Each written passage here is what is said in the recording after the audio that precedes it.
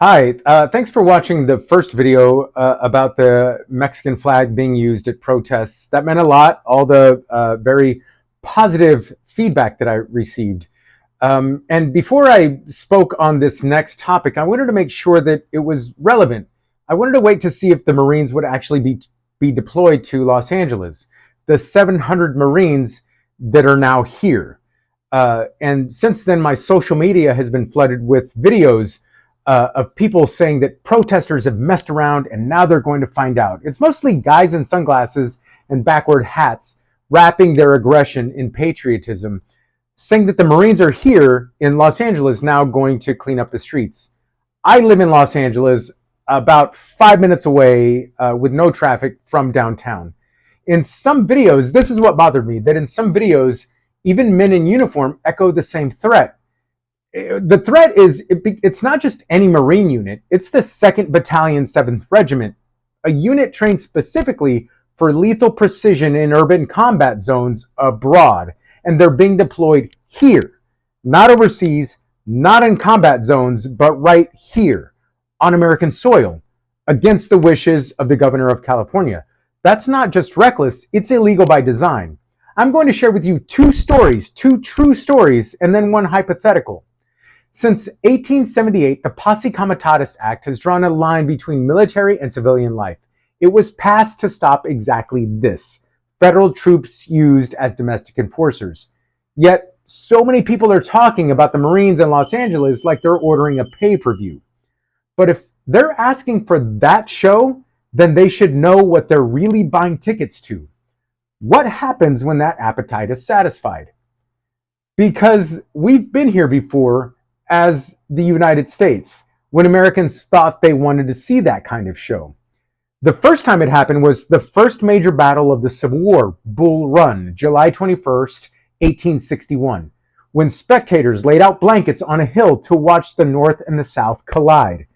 They even brought their families to what they thought would be a brief patriotic show. They really thought this first clash would be entertaining.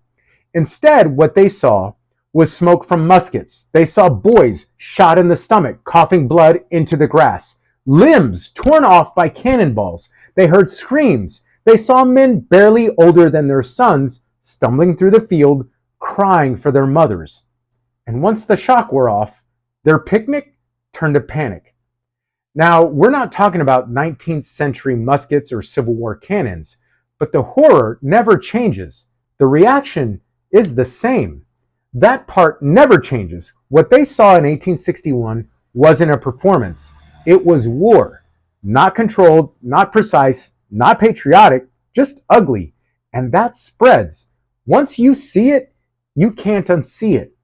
Now imagine that multiplied to today, because we have crowds, chaos, bodies on pavement captured from every angle, on every cell phone. The grotesqueness of real violence doesn't fade.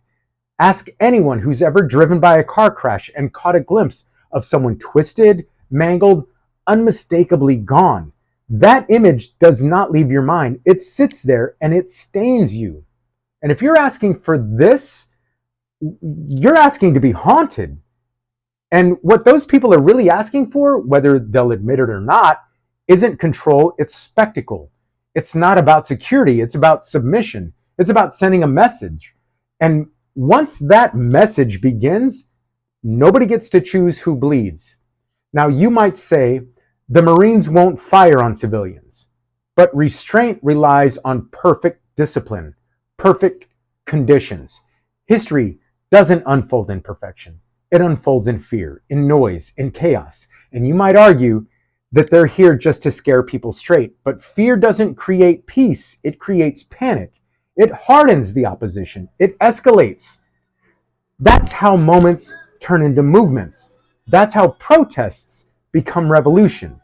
If you're saying put Marines against protesters, let's be honest. That's not handling. That's not restoring order. What you're asking for when you say F around and find out, that's a massacre. This isn't some noble mission for the Marines.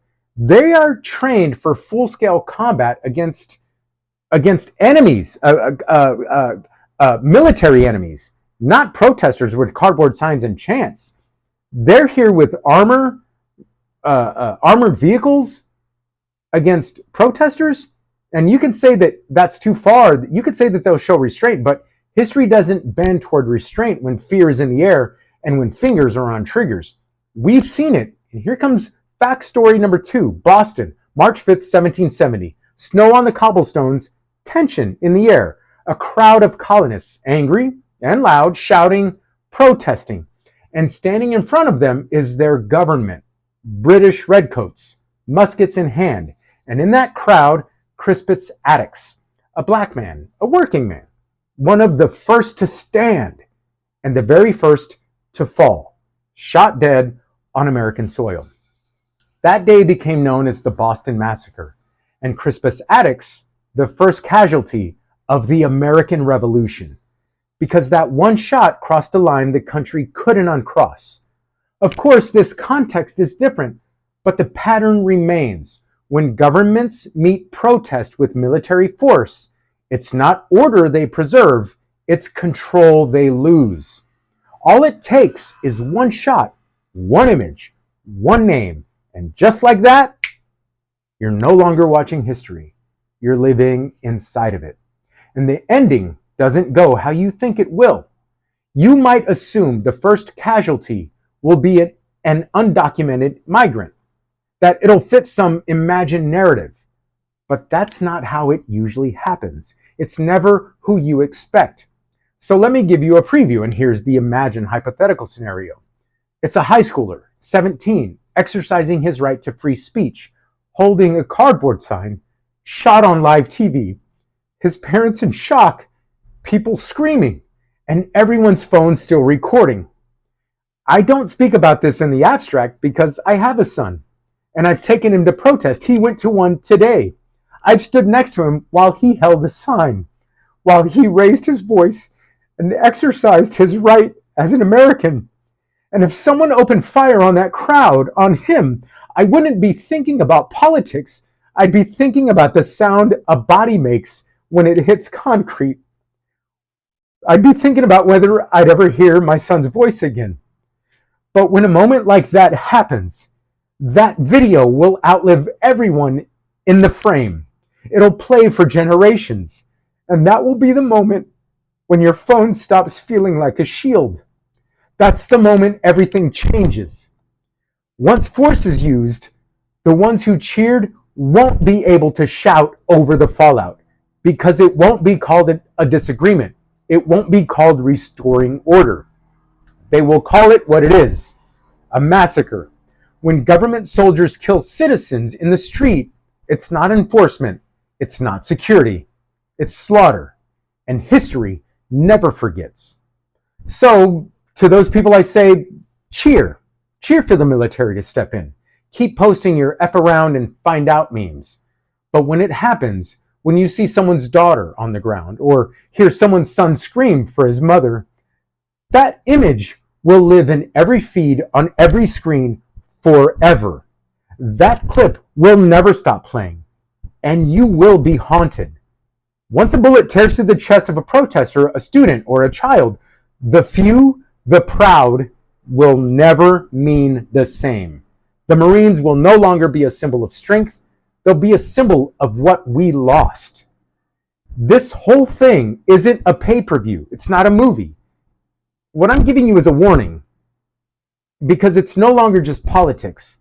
It's real, and it's 5 minutes away from me.